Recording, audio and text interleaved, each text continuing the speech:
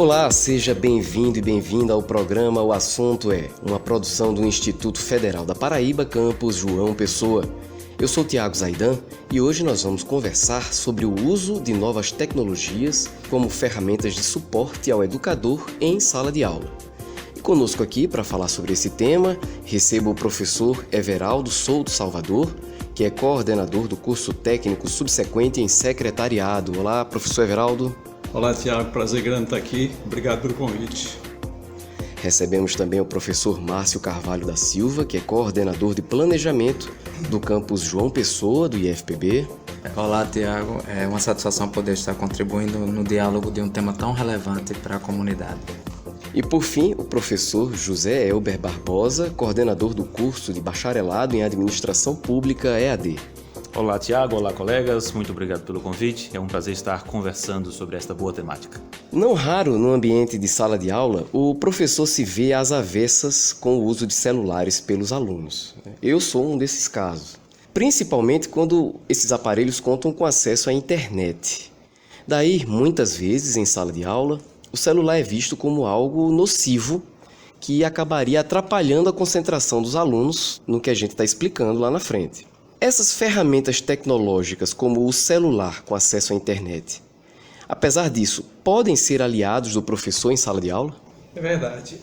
O celular outrora, um passado bem próximo, ele era inclusive taxado lá em algumas regras internas da instituição como uma ferramenta que não deveria ser utilizada porque desviaria a atenção do aluno, não é? Ele ficava dialogando com o WhatsApp, o YouTube, etc. Mas de uns tempos para cá, com as ferramentas digitais modernas na área de ensino-aprendizagem, o celular é parte pedagógica do processo, certo? Com o celular você pode aproveitar avaliações, você pode aproveitar a interação, com ferramentas como o Kahoot, né, que é muito utilizado, aquela ferramenta de game, muito utilizado hoje para essa interação da juventude que gosta, né? Então, quando a aula está assim um pouco monótona, quando você usa dessas ferramentas, através do próprio celular do aluno, né, eu diria até que esse celular a gente está diminuindo o status do aparelho, né? Seria um smartphone mesmo, porque o smartphone hoje ele não deixa de ser um computador. Então, quando você está usando o smartphone, você está e mais na ferramenta de game para o aluno, ele motiva muito, traz uma motivação muito forte. Eu também compartilho do raciocínio do professor Everaldo. Entretanto, apesar de entender que o celular passa a ser um aliado nas práticas pedagógicas, na relação aluno-professor, também ainda tem que ter esse cuidado, né? Porque quando o professor ele já vem com uma proposta de fazer o uso dessas novas tecnologias para facilitar o entendimento de um certo conteúdo e inclui a utilização do celular, aí é um ponto muito positivo. Mas quando não se trabalha já isso na turma, aí realmente volta essa questão da gente sofrer um pouco com o desvio de atenção desses alunos com outras demandas, como o professor já destacou, o uso de softwares como o WhatsApp e desvia bastante a atenção. Então, a gente tem que ter uma ponderação e ver uma estratégia de incluir essa ferramenta do celular, utilizando essas plataformas que dão suporte ao ensino-aprendizagem de maneira mais efetiva e mais eficaz no seu propósito. Entendo bem colocado pelos colegas que a utilização da ferramenta depende de quem pega na ferramenta. Não é raro, nós às vezes, até no dia a dia em casa, menino, traz uma faca ali. Para quê? Para eu cortar? Não, para eu folgar esse parafuso. Mas a faca nunca foi feita para folgar ou apertar um parafuso. E por vezes a gente se pega apertando parafusos ou folgando com facas. E pior ainda, às vezes é na tomada, né? Que a gente é fininho, a gente quer lá a faca, né? O celular, ou o smartphone, ou o computador, ou o data show, o projetor, a fichinha manchada dos nossos antigos docentes, professores, nada mais era do que ferramentas. E a multiplicidade dessas ferramentas é que faz a beleza da gente utilizá-las ou não, e a provocação que mais a gente vivencia enquanto docente em sala de aula. Ah, mas o professor A não utiliza, o professor B não utiliza, o professor C só utiliza tecnologia da informação. O professor C não quer papel, ele não quer nada, ele quer tudo postado na plataforma da escola, numa plataforma particular. Então, essa multiplicidade, ao invés mesmo de gerar aprendizado, por vezes está gerando revolta e renúncia de colegas que querem expandir. Não, deixa eu ficar quieto porque eu não vou ser o estranho no ninho. Talvez eu não queira ser o cisne negro dentro de um ciclo de cisnes brancos.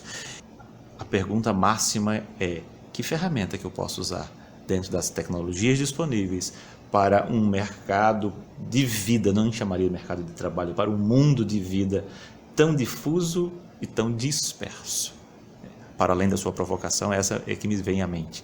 Que ferramentas eu uso para a dispersão não dispersiva no mundo em rede, na sociedade líquida? Vamos voltar atrás, lá no passado. A sala de aula tradicional no passado, como é que era? Era tipo, entre aspas, professor Raimundo, né? O professor ficava lá na frente do birô, todos os alunos ficavam voltados para cima, e era o tempo do quadro negro, né? E, normalmente, o professor sabe tudo e o aluno passivo, né? Só muito mal balançar a cabeça, etc. Esse tempo, graças a Deus, já foi sepultado. Aí nós passamos aqui para, em termos de IF, a sala de aula intermediária, que eu assim pontuei, né? A sala com computador, com data show, já tem recurso de informática aparecendo na sala de aula, e os professores, ora, bolavam slides bem feitos, né? Bem produzidos, e foi evoluindo, mas começou a ficar chato ao longo do tempo, né? Os alunos começavam a questionar: olha, o professor passa muito conteúdo, mas continua ainda um pouco parecido com o esquema do professor Raimundo das antigas, né? Quer dizer, muito unidirecional. Aí nós chegamos hoje, o que eu pontuaria, eu ouso chamar de sala de aula 4.0. Hoje, tudo que a gente quer citar de moderno é 4.0, né? Ou diria também a aula 360. Como é que é a aula 360 hoje? Seria computadores na sala de aula para alunos, e eis que surgem as novas ferramentas, como, por exemplo, sala de aula invertida. O cenário agora da sala de aula deixa de ser unidirecional. O professor não já vai vender só conteúdo.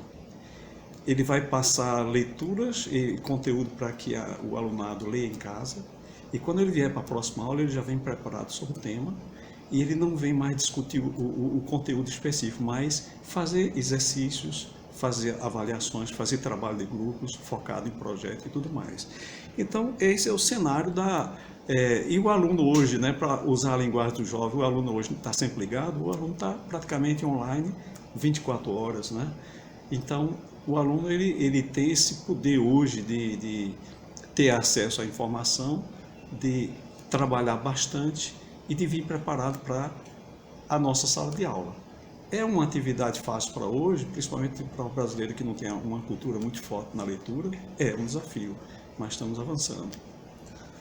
Nessa perspectiva, a gente entra dentro da discussão de que a gente está numa seara da aprendizagem ativa, né? Como o professor colocou aí, a sala de aula 4.0, como ele gosta de denominar, fazendo uma analogia à quarta revolução industrial, né? Dentro dessa perspectiva, a indústria 4.0, e aí trazendo para adaptar numa sala de aula, a gente fala da aprendizagem ativa. Então, para além das ferramentas que o professor já colocou, a gente vê que agora exige uma reflexão e uma discussão em torno da pedagogia da mediação, onde o professor ele figura mais como mediador, partindo da ideia de uma abordagem voltada para a resolução de problemas, ou seja, se trabalha muito a problematização com os alunos para estimular a criatividade, o processo de inovação nas decisões, nas tomadas de decisão. Então a gente está num ambiente hoje muito mais complexo, diria eu.